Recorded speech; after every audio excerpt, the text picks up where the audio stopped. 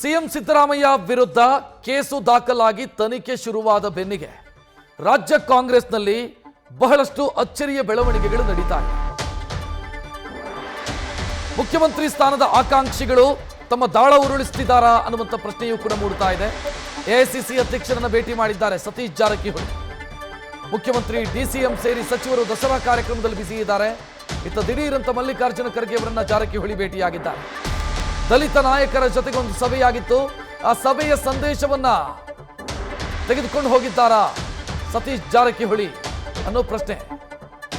ಸಭೆಯಲ್ಲಿ ದಲಿತ ಸಮುದಾಯಕ್ಕೆ ಸಿಎಂ ಸ್ಥಾನ ಪಡೆಯುವ ಬಗ್ಗೆಯೂ ಕೂಡ ಚರ್ಚೆಯಾಗಿತ್ತು.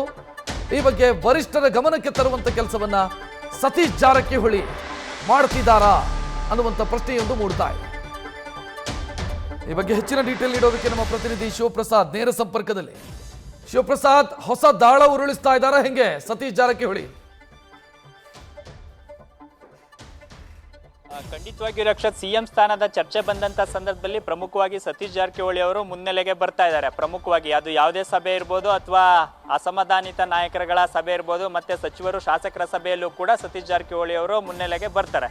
ಸದ್ಯ ಈಗ ನಿನ್ನೆ ನಡೆದಂತ ಎಐಸಿಸಿ ನಾಯಕರ ಸಭೆಯಲ್ಲೂ ಕೂಡ, ಅಂದ್ರೆ ನಿನ್ನೆನ ವಿದ್ಯಮಾನ ನೋಡಿದ್ರೆ ದಸರಾ ಉದ್ಘಾಟನೆಗೆ ಅನೇಕ ಸಚಿವರು ಸಿಎಂ ಎಲ್ಲ ಕೂಡ ಭಾಗಿಯಾಗಿದ್ರು.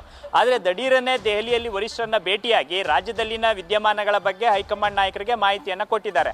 ಅದರಲ್ಲೂ ಎಐಸಿಸಿ ನಾಯಕ ಮಲ್ಲಿಕಾರ್ಜುನ್ ಖರ್ಗೆ ಅವರನ್ನ ಭೇಟಿಯಾಗಿ 1 ಗಂಟೆಗೂ ಹೆಚ್ಚು ಕಾಲ ರಾಜ್ಯದ ಪ್ರಸಕ್ತ ವಿದ್ಯಮಾನಗಳ ಬಗ್ಗೆ ಮಾಹಿತಿಯನ್ನ ರವಾನೆ ಮಾಡಿದ್ದಾರೆ.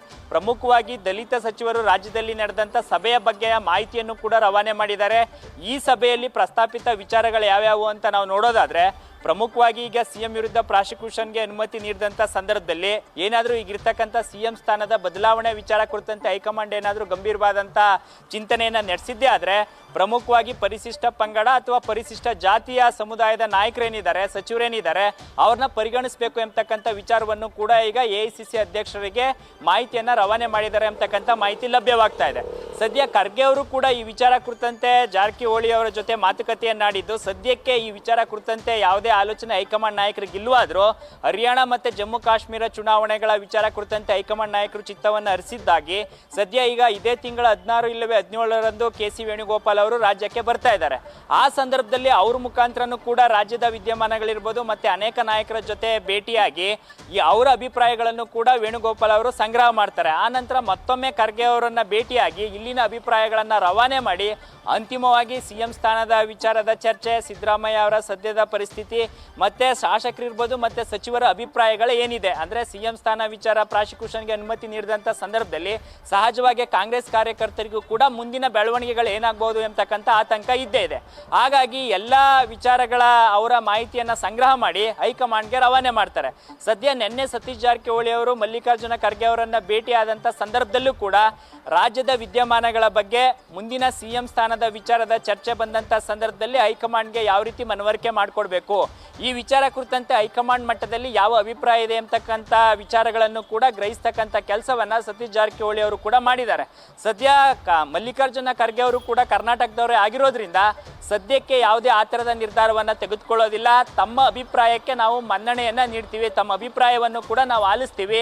ಅಂತಿಮವಾಗಿ ರಾಜ್ಯಕ್ಕೆ ಕೆ.ಸಿ. ವೇಣುಗೋಪಾಲ್ ಅವರು ಬಂದಂಥ ಸಂದರ್ಭದಲ್ಲಿ ಅವರು ನಿಮ್ಮಂತೆ ಇತರ ನಾಯಕರುಗಳನ್ನು ಕೂಡ ಭೇಟಿ ಮಾಡ್ತಾರೆ. ಸಚಿವರಿರ್ಬೋದು, ಶಾಸಕರಿರ್ಬೋದು, ಪ್ರಮುಖ ಮುಖಂಡರನ್ನು ಕೂಡ ಸಭೆ ಮಾಡಿ ಅವರ ಅಭಿಪ್ರಾಯಗಳನ್ನು ಆಲಿಸಿ ಮುಂದಿನ ಹೆಜ್ಜೆಗಳನ್ನು ಇಡ್ತೇವೆ, ಮುಂದಿನ ತೀರ್ಮಾನಗಳನ್ನು ಕೈಗೊಳ್ತೇವೆ ಅಂತಕ್ಕಂಥ ಭರವಸೆಯನ್ನು ಕೂಡ ನೀಡಿದ್ದಾರೆ.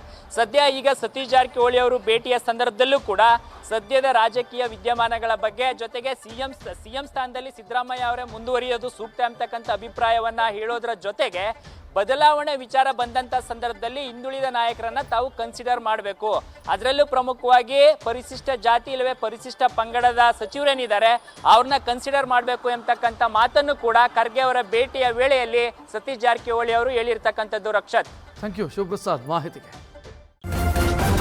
ನ್ಯೂಸ್ ಫಸ್ಟ್ ನಿರ್ಭೀತಿಯಿಂದ ನಿಮ್ಮ ಪರವಾಗಿ.